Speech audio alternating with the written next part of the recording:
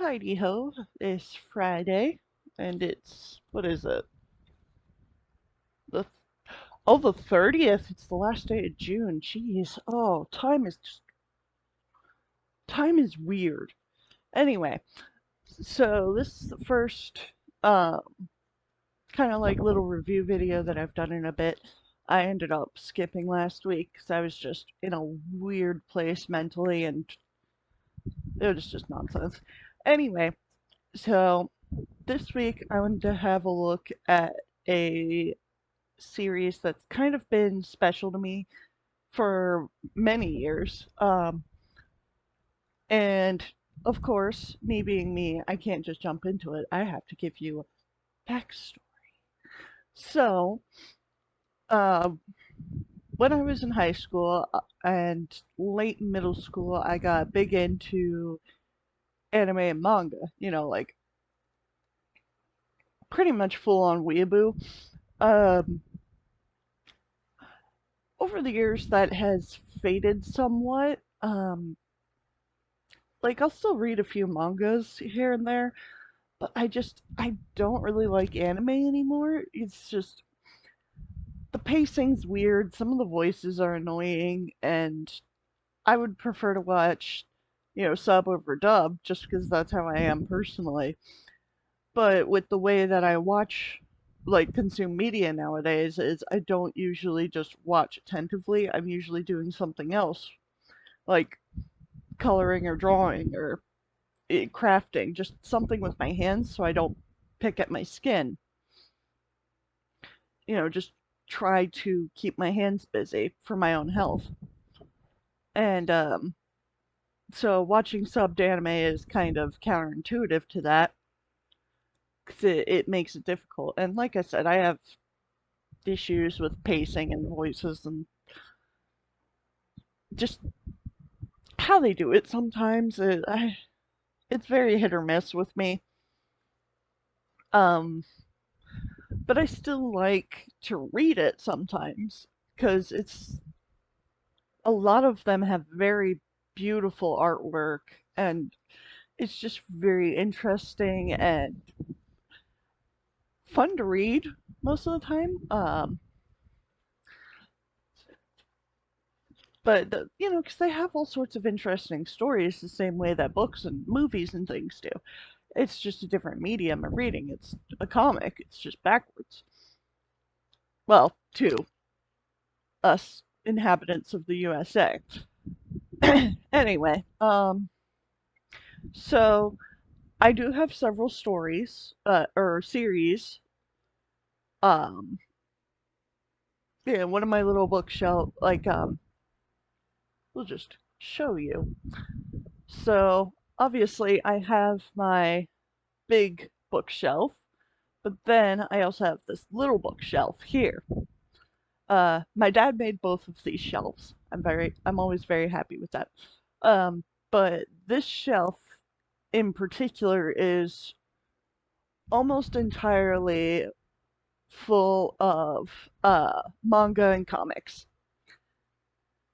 Because I am an artistic sort myself, so I like to look at pretty pictures with my stories. Anyway, so this series in particular that I want to talk about is one that I read after I finished rereading the Percy Jackson series because I was originally going to reread the Hunger Games after it, but I decided I couldn't go from Percy Jackson to the Hunger Games because their tones are just so different. Like, if you've ever read Percy Jackson, you know it's pretty lighthearted. I mean, there's definitely some dark shit in there, but it's fairly lighthearted. And then you go to the Hunger Games, which is horrifying. But so I couldn't do the tonal shift, especially between the main characters. Going from Percy's point of view to Katniss.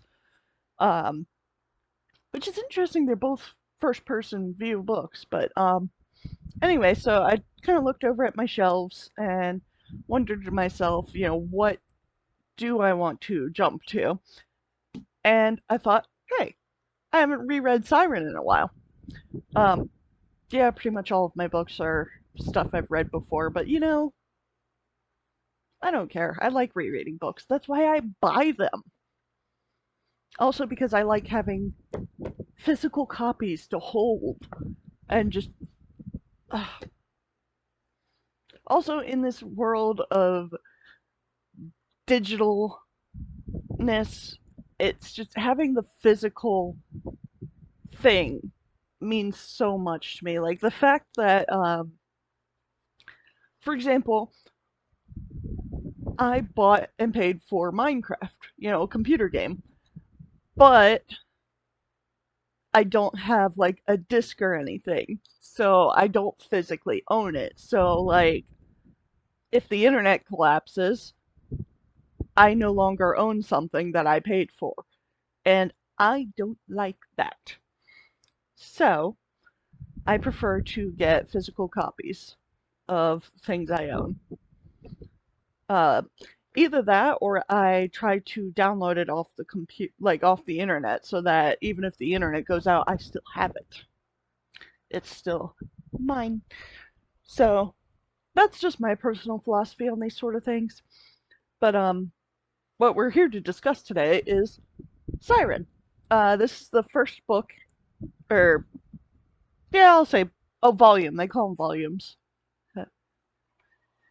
See, volume. But the first volume in the series.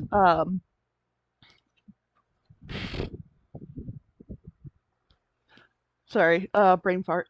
But first volume in the series. It's a 16 volume series. The ending's a little rushed, but ever since I read uh Bakuman, Bakuman?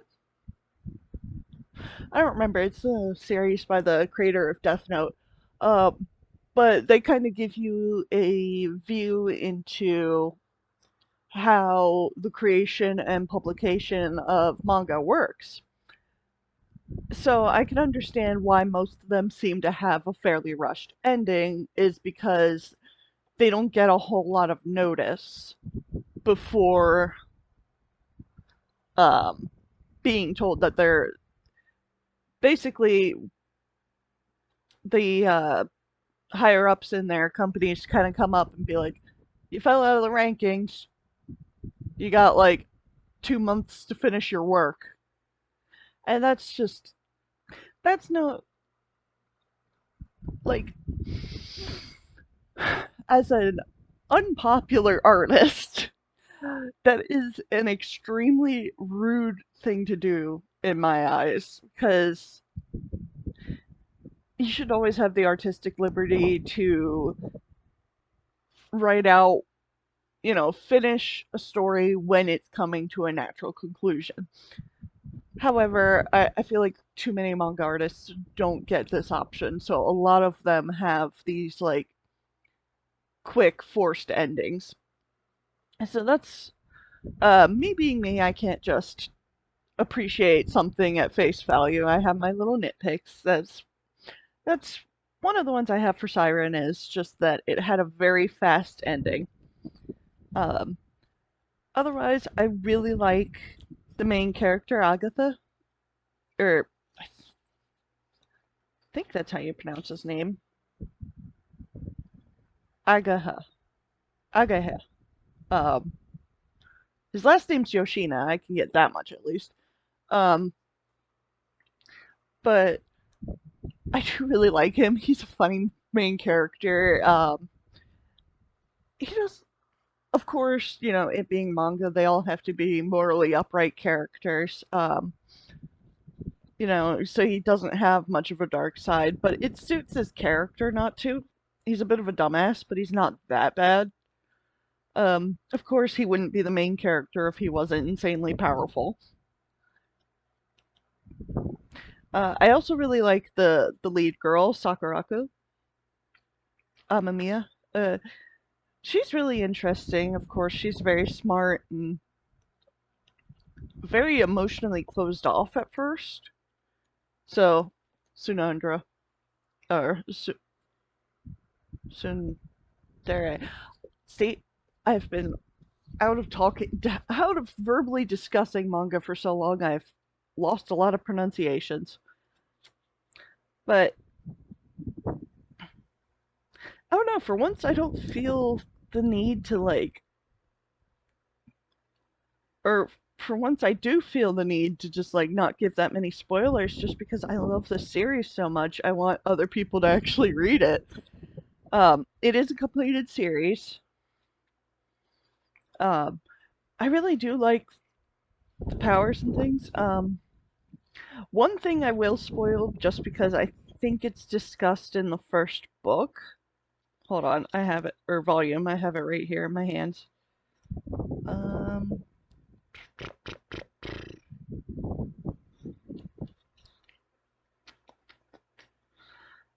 uh, do, do, do, do, do.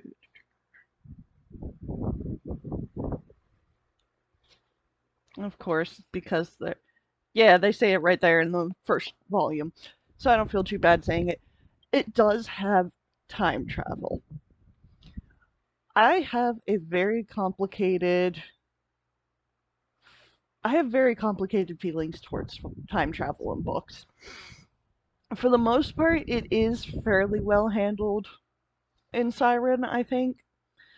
I mean, straight up in the last books, one of the characters does say, hey, aren't we creating a time paradox? But it's kind of brushed off, which,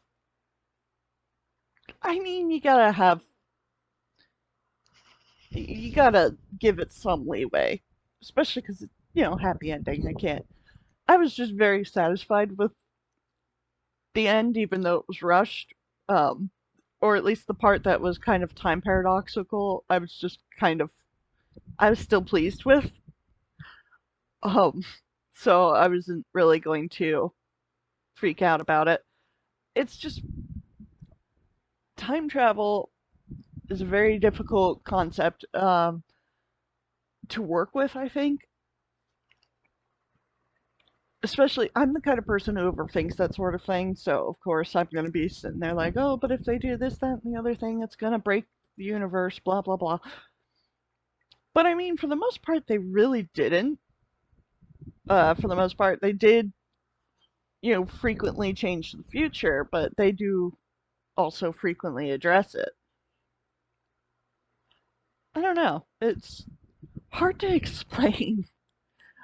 Either that or I'm just having a total brain fart today. Oh, something in the between, I think, between.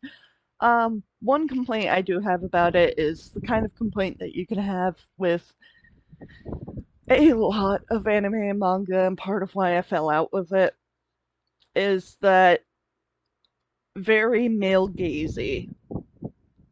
You know, it's although I will appreciate the fact that the lead female, she's flat as a board. I really do love that, like, because obviously, the main character's into the lead female. Of course, that's just how it is. Uh, but like the fact that he just is into her and she doesn't have giant honking bazongas is just a very nice feeling. Um, of course, several other characters do, because of course they have to, and of course they defy all physics and gravity, and so do their clothes. It's just something about anime and manga. It just brings out the boobs. But I don't know if I'm having like a very continuous brain line of thought or if I just keep jumping topics. But that's one of the few complaints I have is just, fan service. But obviously, the fan service is not directed towards me. If I'm not enjoying it, it's not for me. You know what I mean? I'm not the intended audience. But something I really appreciate about the fight scenes is they don't stand around and explain their attacks to their targets all the time. Um, they do occasionally, but for the most part, it's just like they think about it in their head. They don't explain it to their opponent, which I think it's Bleach or Naruto that did that the most, and always, always bothered me. It's just like, okay, you're getting cocky, don't explain it. Like, if you explain it to your opponent, then they can figure it out. And they can figure out how to defeat you. And then you just look like an arrogant dumbass. But I don't know. I really like Siren. Even though it's, male gazy and it's got time travel, I still really like it. I just, the characters are just so endearing and just, oh, one thing I don't like is Yoshina's dad. Like, I don't like what they did with him. I don't particularly care for him, but like, when he was introduced, after he was introduced, it was, whatever, but his first introduction I didn't particularly like because it's, oh, he learned karate to deal with his son, and it's just like, that's domestic abuse, bro. But, it's different culture, different time. 'Cause this was published home. What was this? Published 2007. Right. Oh, so that's part of it. They all have flip phones. If you watched my sleep deprived mess from Wednesday, I'm a fan of flip phones. I used to have a flip phone myself. Of course I say Wednesday, it probably went live Thursday. But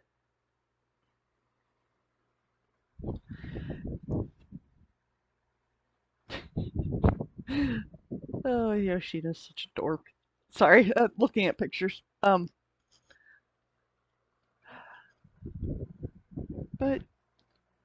yeah, it's very much it is very much a shonen manga, but I don't know, it's just nice, and for once there is a very distinct romantic bond between the lead character, the lead hero and heroine, however you pronounce that. The very distinct romantic bond between them, and it never gets turned into a triangle. Like, it's expressed that other people have romantic interest in them, but they don't really have eyes for anybody else between the two of them. I mean, okay, yeah, he has a boob moment or two, but that's fucking manga. Um, but no, that was something that I really, really appreciate, is that they have a romantic bond and that they have really good chemistry together in my eyes, and they're just very sweet together when they want to be. But um, I don't know what else I have to say about it. It's just very fun, very it's so strange to say. I can't say whether it's fantasy or sci-fi, just because, I mean, the nature of the powers they have are technically scientific, but they look like fantasy to me. And either way, it's enjoyable. They do unfortunately use the myth that we don't use 100% of our brains. That was popular back in like the early millennium. Is everybody being like, "Oh, we only use like 12% of our brain." It's like, no, no, we use the whole damn thing. That's just, yeah. So there's some pseudoscience in it, but honestly, I'm not mad because it's just interesting and funny, and it's just a joy to read, in my opinion. And it was a good follow up to Percy Jackson just because it is more or less kind of the same level of lighthearted, but also weirdly dark. I mean, like, Oh my god, like 6 people die in this first volume alone. Um, of course, none of the named characters die. I guess that's a spoiler. But, it's it's just kind of a positive outcome kind of thing. Although the different the futures that when they change the future several times, it's very interesting to see the different results. And it's just a very very fascinating book, manga series. Also the one character, Grigori number 7. That's the only way I'll refer to her. You have to find out who she is. But I do really like her. It's always difficult, I think, when you try to include a character who has damaged or shut down emotions, just because um,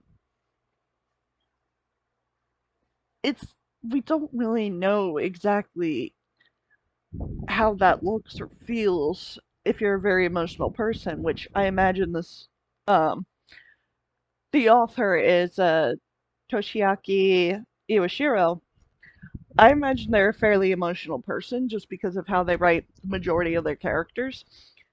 Uh, so when they try to write an emotionless one, it's kind of awkward. Um, and not quite as believable, I think, as they would like it to be. However, that could just be my interpretation. Just maybe because I personally am too emotional of a person to imagine not having emotions. Which is kind of a weird thing to say about myself, but here we are. Um, the there are a few characters that I look at and can't. There's one specific pairing that I look at and I think, oh, that's touch homo, but it's once again product of its time and place. They're not gonna be homo, even though it kind of feels that way. Subtext, but yeah, I think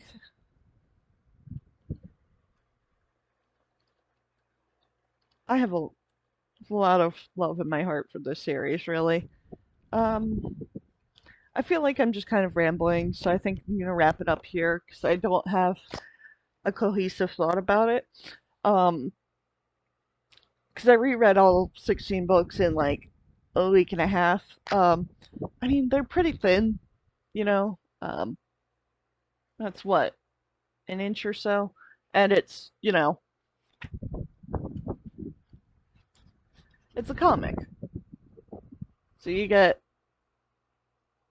your dialogue, but it's mostly visuals. So how fast or how slow you read it depends on how much time you spend looking at it. And honestly, there is a lot to look at. I do like the art style. Um, of course, it's not perfect, and like I said, it's male gazy. So of course, most of the women are like absolutely gorgeous, unless they're old. Whereas the guys have a bit more variation. Um, but see, I can bring myself to forgive it just because I like the story enough. And that's just absolute personal bias, and I will own up to that.